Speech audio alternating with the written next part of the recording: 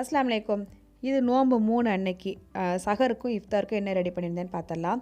காலையில் சஹருக்கு ரசம் வச்சாச்சு. சிம்பிளாக இருக்கட்டும் அப்படின்னு சொல்லிட்டு முதல் 2 நாள் வந்து மீட்லாம் சாப்பிட்ற மாதிரி இருந்தது. அதனால அன்றைக்கி ரசம் வச்சு மீன் பொரிச்சிட்டேன். முதல் நாள் கிழங்கா மீன் வாங்கி வச்சுருந்தேன். அதில் வந்து கொஞ்சமாக மஞ்சள் தூள், உப்பு, குழம்பு மிளகாய் தூள், அரை லெமன் எல்லாமே சேர்த்து நல்லா மேரினேட் பண்ணி வச்சுட்டேன். சஹருக்கு சோறாக்கும் போது ஒரு சைடு வந்து நம்ம ரசமும் வச்சுட்டு மீனும் பொரித்து எடுத்து வச்சுட்டேன். இந்த மீன் ரொம்ப முள் இருக்காதனால பிள்ளைங்களுக்கு சாப்பிட்றதுக்கு ஈஸியாக இருக்கும். நடுவில் ஒரு முள் தான் இருக்கும். அதனால் வந்து கொஞ்சம் சஹருக்கு ரொம்ப முள் இல்லாத மீனாக பார்த்து வாங்கிக்குவேன். ஸோ இது மாதிரி ரெடி பண்ணி கொடுத்தாச்சு. அதுக்கடுத்து டீ போட்டு பிள்ளைங்களுக்கும் கொடுத்துட்டேன். கொஞ்சம் டீ குடிச்சிக்கிட்டோம் அப்படின்னா அந்த நாள் ஃபுல்லாக கொஞ்சம் தலைவலி இல்லாத மாதிரி இருக்கும். அதனால் பிள்ளைங்களுக்குமே பழக்கப்படுத்தியாச்சு. ஸோ பிள்ளைங்களும் ஆளுக்கு ஒரு 1/2 டம்ளர் டீ குடிச்சிக்குவாங்க. அன்றைக்கி இஃப்தாருக்கு வந்து கேரமல் கஸ்டர்ட் புட்டிங் தான் ரெடி பண்ணியிருந்தேன். அதுக்கு வந்து நான் ரெடிமேட் பேக்கெட்டே வாங்கிக்கிட்டேன். ஸோ ஒரு ட்ரேயில் வந்து நான் அந்த பேக்கெட்டில் கொடுத்துருந்த சிரப்பை சேர்த்துட்டு அதுக்கப்புறம் 1/2 லிட்டர் பாலுக்கு அந்த ரெடிமேட் பவுடர் வந்து ஒரு பேக்கெட் கரெக்டாக இருக்கும். இதில் வந்து சுகர் எதுவும் நம்ம சேர்க்க தேவையில்லை.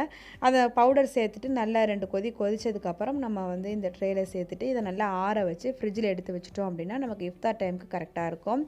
இது ரெடி பண்ணி வச்சுட்டு அதுக்கப்புறம் அன்னைக்கு ட்ரிங்க்ஸுக்கு வந்து நன்னாரி சர்பத் தான் போட்டிருந்தேன். ஆல்ரெடி நம்ம நோன்பு முன்னேற்பாடுலேயே போட்டிருந்த மாதிரி லெமன் ஜூஸு, அப்புறம் சம்சா விதை, பாதாம் பிசின் எல்லாமே ரெடியாக இருந்ததுனால அன்றைக்கி சர்பத்து ரொம்ப ஈஸியாகவே வேலை முடிஞ்சிருச்சு. அதையும் போட்டு ஃப்ரிட்ஜில் எடுத்து வச்சுட்டேன். ஐஸ் க்யூப் எதுவும் சேர்க்க தேவையில்லை. நம்ம முன்னாடியே எடுத்து வச்சுட்டோம் அப்படின்னா நமக்கு நல்லாயிருக்கும் அப்படின்னு சொல்லிட்டு நான் முன்னாடியே ரெடி பண்ணி ஃப்ரிட்ஜில் வச்சுட்டேன். அதுக்கப்புறம் அன்றைக்கி ஸ்நாக்ஸுக்கு உளுந்து வடை தான் போட்டிருந்தேன். மிக்ஸி ஜாரில் தான் போட்டிருந்தேன் மாவு. அதனால் வந்து அது கூட கொஞ்சம் உப்பு, கொஞ்சம் மிளகு, மல்லி இலை, கருவேப்பிலை, சின்ன வெங்காயம் எல்லாம் சேர்த்துட்டு கையாலே ஒரு 2 நிமிஷம் நல்லா அடித்து எடுத்துக்கிட்டேன். அப்போ தான் உள்ளே உங்களுக்கு ஏர் நல்லா போய் நமக்கு நல்லா சாஃப்டாக இருக்கும். வெளியில் நல்லா கிறிஸ்பியாகவும் இருக்கும் வடை. ஸோ அந்த மாதிரியே போட்டு எல்லாத்தையுமே நான் ரெடி பண்ணி எடுத்து வச்சுக்கிட்டு இருந்தேன்.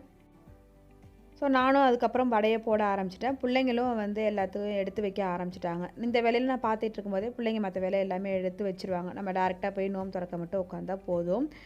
இந்த மாதிரி தான் எங்களுக்கு நோன்பு அல்ஹம்துலில்லாஹ் போணுச்சு. உங்களுடைய நோன்புக்கு, சஹருக்கு, இஃப்தாருக்கு நீங்களே என்ன பண்ணியிருந்தீங்க அப்படிங்கிறத என்னுடைய கமெண்ட் பாக்ஸில் ஷேர் பண்ணிக்கோங்க. எனக்கும் சில ஐடியாஸ் கிடைச்ச மாதிரி இருக்கும். இன்ஷா அல்லாஹ் அடுத்த இன்ட்ரெஸ்டிங்கான ஒரு வீடியோவோட உங்களை மீட் பண்ணுறேன்.